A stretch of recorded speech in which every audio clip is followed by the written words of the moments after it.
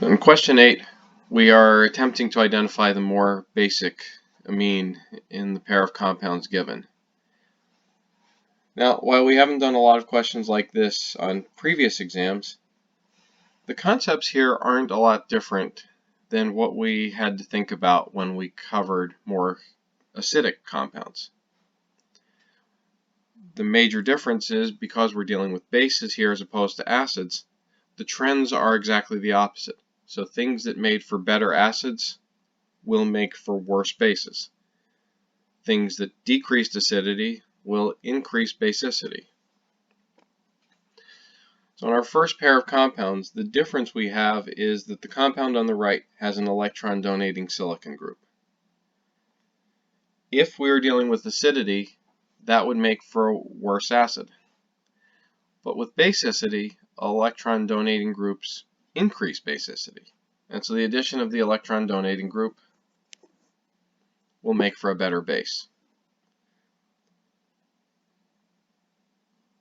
Now, part B is a little trickier because we've put more methyl groups closer to the nitrogen on the right.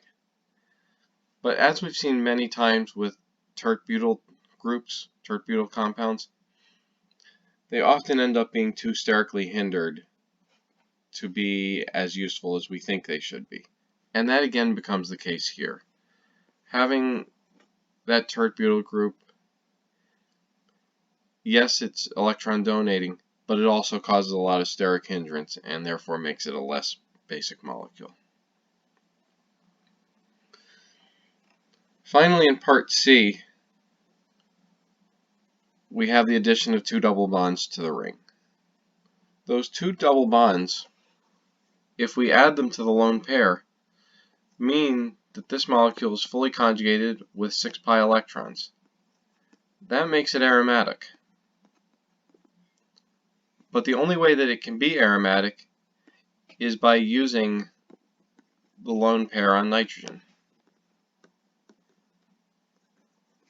Since aromaticity is a stabilizing effect, that molecule is going to want to be aromatic, which means the lone pair on nitrogen is going to be occupied.